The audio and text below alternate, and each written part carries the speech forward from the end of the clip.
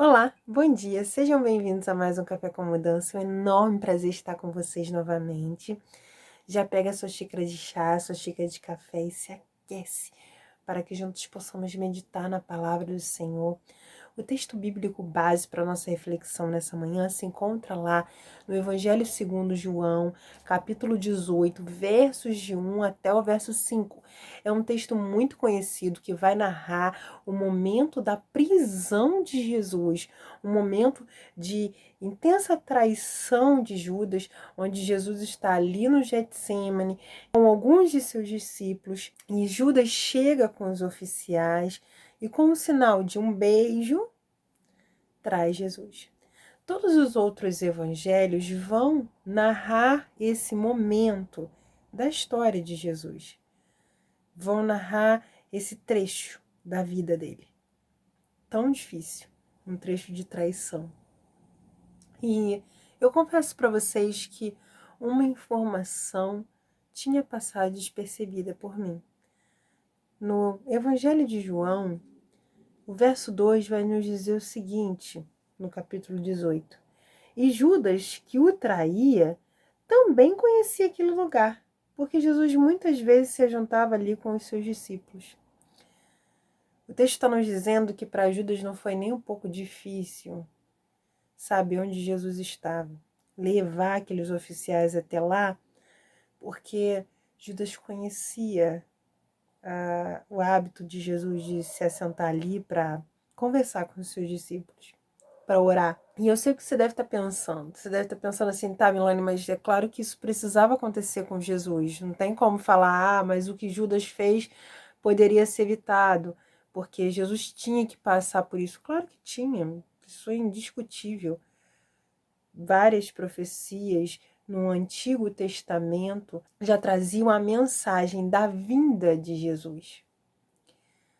Isaías, por exemplo, é um livro do Antigo Testamento repleto de profecias sobre a vinda de Jesus.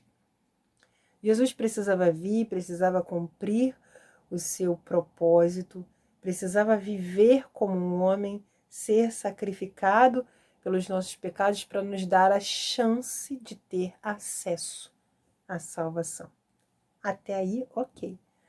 Mas o texto diz que Judas conhecia o lugar onde Jesus estava, porque era um hábito de Jesus. E Judas, como um de seus discípulos, conhecia o hábito. Ok, Jesus precisava ser traído. Tudo bem, mas não significa que você precisa. Não significa que eu preciso. O problema é que muitas vezes nós damos acesso a algumas pessoas. Damos a pessoas que não são de tanta confiança a oportunidade de conhecer nossos hábitos, de saber os lugares que nós frequentamos, de saber os lugares que nossos familiares frequentam, de conhecer nossa intimidade, de visitar a nossa casa, de visitar locais que deveriam ser exclusivamente nossos.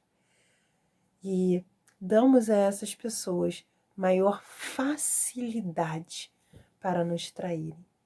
Essa semana eu estava num ônibus e uma mulher sentou ao meu lado. Ela começou a gravar áudios pelo WhatsApp para alguém e ela frequentemente falava: olha, não fala que eu tô te contando porque fulano me pediu segredo.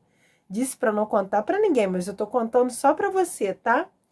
E aí ela encerrava aquele áudio e daqui a pouquinho ela estava gravando um outro áudio falando sobre o outro assunto, mas a abordagem era a mesma. Não fala que fui eu que te contei, porque fulano pediu segredo, mas eu tô contando para você. Fofoqueiros são traidores. E aquela mulher, ela estava traindo a confiança de tanta gente sentada ao meu lado. E eu olhei e falei: todas essas pessoas deram acesso. Todas essas pessoas confiaram nela e contaram a ela seus segredos. E agora ela está aqui, dentro de um ônibus, gravando diversos áudios sobre essas pessoas para conhecidos que não deveriam saber. Claramente nem ela deveria saber. Nas nossas vidas, muitas vezes, nós nos comportamos da mesma maneira. Damos acesso. Existem diferentes Judas espalhados por aí. Jesus precisava passar pela traição, mas não significa que você precisa. Então tenha muito cuidado com o tipo de pessoa a quem você dá acesso.